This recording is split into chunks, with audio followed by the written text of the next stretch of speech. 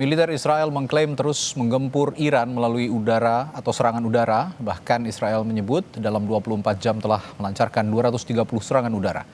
Dalam pernyataannya, militer Israel bilang operasi serangan dalam 24 jam tepat sasaran. Operasi menyasar sistem pertahanan udara di seluruh Teheran.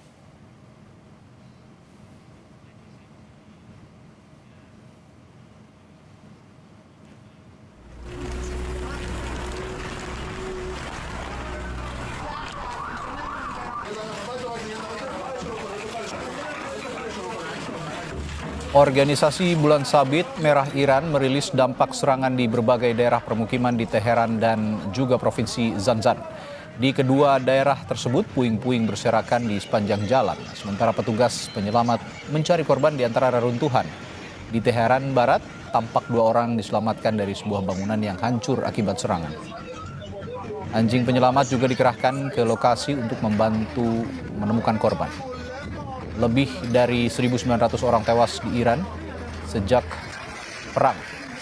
Sementara korban tewas di Israel 19 orang.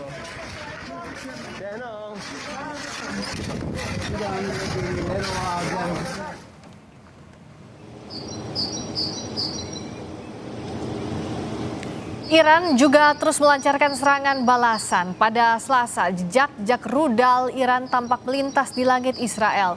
Gelombang peluncuran rudal diduga dari Iran terus menargetkan Israel.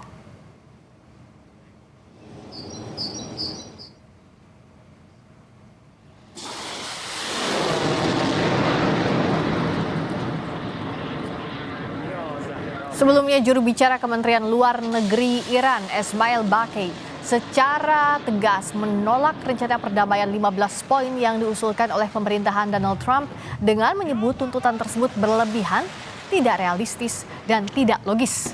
Iran menganggap proposal tersebut tidak mencerminkan situasi perang saat ini dan hanya menguntungkan kepentingan Amerika Serikat serta Israel. Iran menolak tuntutan AS untuk membuka kembali Selat Hormuz secara tanpa syarat, tanpa adanya pengakuan atas otoritas dan kedaulatan Iran di wilayah tersebut.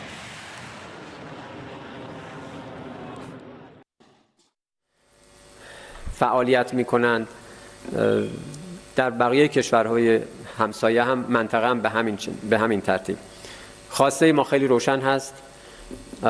از کشورهای منطقه واقعا انتظار داریم که وفق اصل حسن همجواری و حقوق بین الملل مانع بشن از سوء استفاده آمریکا و رژیم صهیونیستی از امکانات و قلمروشون برای حمله به ایران.